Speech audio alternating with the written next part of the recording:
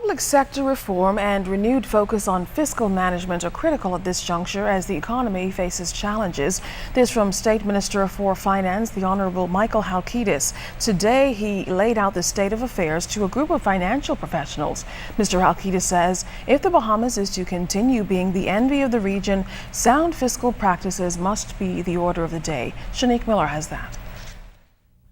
With the new fiscal year just days away, the government is leaving nothing to the imagination, painting a clear picture of where the country's fiscal affairs stand and the hard road ahead to pull the economy out of what's been described as a very delicate place. Certain things are a given, like the Bahamas' gross domestic product being higher than the rest of the Caribbean and the Bahamian dollar's parity with that of the United States. However, State Finance Minister Michael Halkitis says those standards are not as secure as they once were.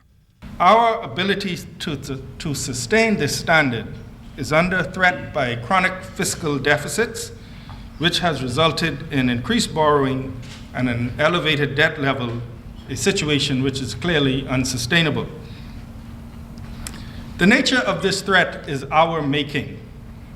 Although the Great Recession exposed fissures in the foundations of the economy, we cannot claim that the recession was the sole cause of all of our current difficulties. Here's why. In the last 5 years, the deficit averaged 3.1% of the GDP, or $250 million. Halkitis told the Bahamas Institute of Chartered Accountants this was the result of not changing with the times. Today, the government collects about 18% of the country's GDP, or $1.56 billion. The government now spends about 24% of the country's GDP, or $2.2 billion, resulting in a deficit of 6.5%.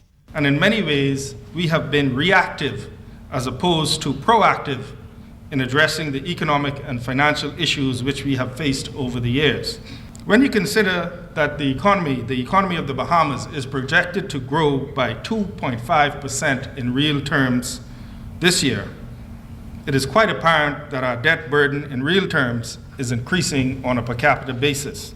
So what happens now? Well, for one, the government finds itself severely limited in what it can or cannot do. If it is not addressed, it is possible to foresee a situation when the government, because of its demand for credit, squeezes out the private sector.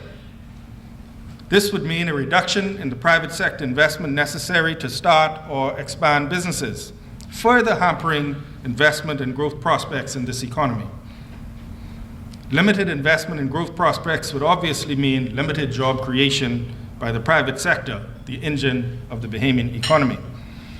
And the most important thing, creating much-needed jobs.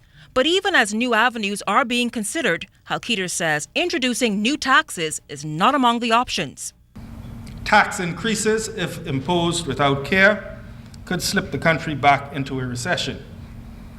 The same thing could occur if there were dramatic cuts in expenditure. The Christie administration has promised renewed focus on revenue administration, expenditure management, a comprehensive strategy to manage debt and associated expenses, and introduction of modern methods to purchase goods and services in the public sector. Shanique Miller, 7S News.